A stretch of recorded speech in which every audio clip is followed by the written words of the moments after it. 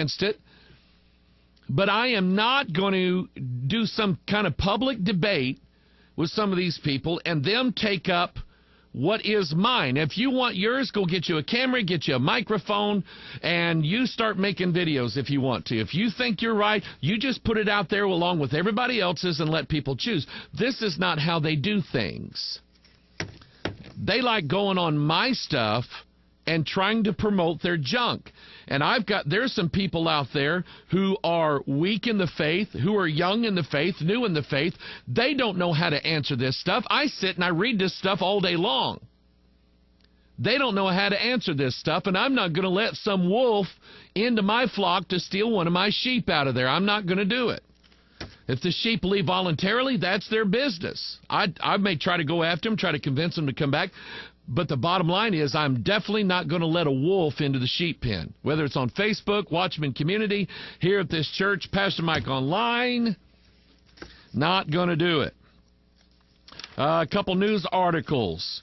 Department of Homeland Insecurity approves $4.5 million no-bid contracts for more weapons and ammo. The government is buying weapons and ammunition by the millions of dollars worth. Our government is buying. Department of Homeland Insecurity is buying them. FEMA is buying them. The Internal Revenue Service is buying bullets. Why does the Internal Revenue Service need bullets? On the breaking news for today, that Diane Frankenstein lost. This just came out on Drudge Report. Assault weapons ban nixed from bill. Whither assault weapons ban, Senator Diane Frankenstein, who is of the Donkey Party, that's what the D stands for. She's of the Donkey Party, said on Monday that a controversial assault weapons ban will not be part of a Donkey Party gun bill that was expected to reach the Senate floor next month. After a meeting with Senate Majority Leader Harry Reid, also of the Donkey Party, Nevada. There's another word for that. It's in the Bible. Go look it up. A frustrated Frankenstein said she learned that the bill she sponsored, which bans 157 different models of assault weapons and high-capacity ammunition magazines, would not be part of a Donkey Party gun bill to be offered on the Senate floor. Instead, it can be offered as an amendment, but its exclusion from the package makes what was already an uphill battle an almost certain defeat. People, we stand, we keep standing, and we don't back down.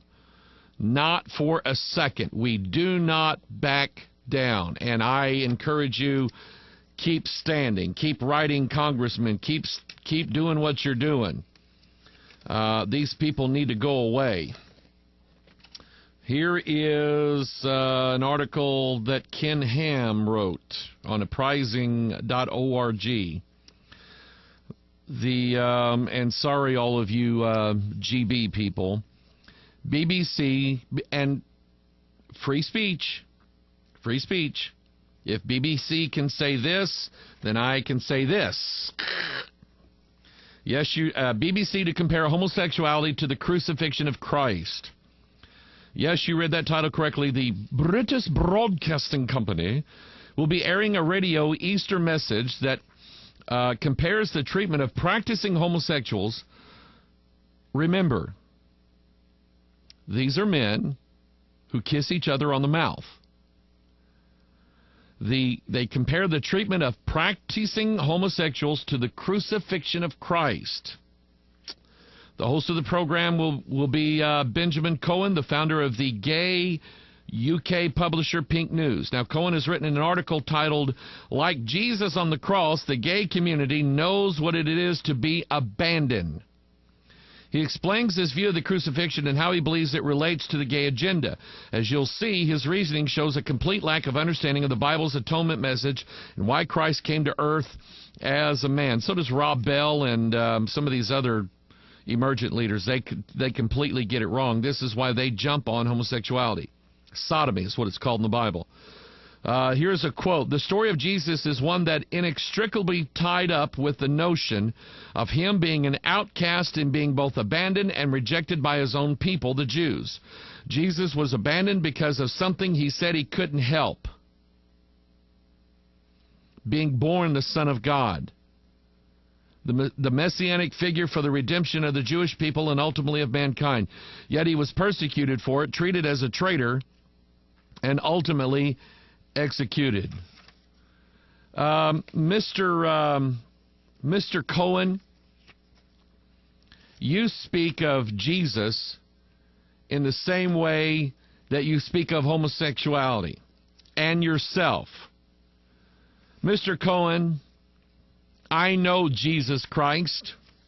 I am very familiar with Jesus Christ. And Mr. Cohen, you are no Jesus Christ, period.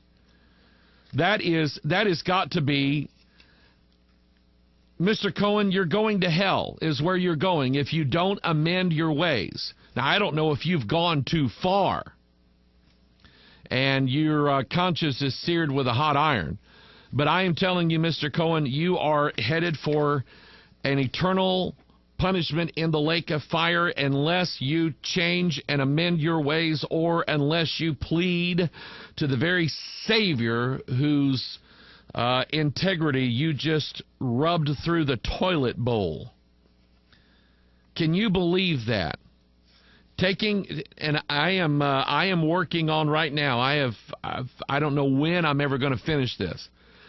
I am working on the script for the new series. It will be coming out starting this Sunday, called Another Jesus, Another Spirit, and Another Gospel. And to be honest with you, believe it or not, the Jesus of Rob Bell and, I just drew a blank here. I'm trying to think of some of these other emergent leaders that have kind of taken the show. I can't think of their names anyway. I can see their faces, and I can see some of the stuff that they said. But anyway, these guys' idea of Jesus does not match the Jesus of the Bible, and they admit that. They admit that what they call the biblical narrative, it's not the Word of God, it's the biblical narrative. And we try to place the biblical narrative into modernity. And they talk like this. I mean, they talk this is weird talk. But the Jesus that they have recreated for everybody is not the Jesus of the Bible. And they talk about how they cannot possibly fathom the redemption sacrifice of Jesus Christ, or the substitutionary atonement, which is what the cross was really about, Mr. Gay Cohen. That's what it was really about. It's not about, I can't help it. I was born the Son of God. I can't help it. I was born this way. And people don't like me because I was born this way. And maybe the homosexuals they'll like me because they kind of know what I'm going through. That's the Jesus. That's the Jesus that the emergent church has taught. And they're doing this so they can be buddy-buddy with the sodomy crowd, and they can be buddy-buddy with the Muslim crowd, and they can be buddy-buddy with friends with the world. And I'm telling you, when you're friends with the world, you are at war with God. That's what the biblical narrative says, and they all reject that. But it's free speech. They have a right to say it, I guess, if they want to. I mean, it's your eternity in hell. If you want to say this stuff, you just knock yourself out, all right? Here's a little good news here. 340 sheriffs refused to enforce unconstitutional gun control laws, including Sheriff John Cook of Weld County, Colorado. 340 sheriffs have publicly stated they will not enforce gun laws they believe are unconstitutional. In response to the passage of 2 new gun control bills in Colorado last week, Sheriff John Cook told the Greeley Tribune that he, quote, "I won't bother enforcing the laws," unquote. One bill requires gun buyers to pay for their own background checks, a service that was previously free, now estimated to cost the buyer $10 to $12 per purchase. The second bill puts a 15-round limit on magazines. Cook says of the new laws, they're feel-good, knee-jerk reactions that are unenforceable. Governor John Hickenlooper I didn't know there was such a name. Hickenlooper. Why would you run for office with it? And I guess it works. He's the governor. Governor John Hickenlooper is expected to sign each bill into law this week. Cook is a part of a growing list of sheriffs that have vowed to uphold the Constitution against gun control measures. The Constitutional Sheriffs and Peace Officers Association has a running tally of all the sheriffs across the nation that have joined together to defend the Constitution, one of which is not the sheriff of this county. His nose is firmly planted into, and you know what? I can't get over this. He looks like the devil. He does. I'm looking at this going, every time I say, if I were to just isolate the picture of the devil, Barack Hussein looks exactly like El Lucifero. That's who he looks like. If you don't know what that's from, the History Channel is running a multi-part series in advance of the Feast of Ishtar. They're running a multi-part series called The Bible. They say that they're holding true to the Bible, which they're only holding like half true to the Bible. There are some things that I liked about it. And this is one of them. He looks like the devil. And you don't have to stretch it either. You don't have to go, well, you know, maybe, kind of. No. He's the devil. So anyway, sheriffs. Oh, Justin Bieber, excuse me, is in trouble.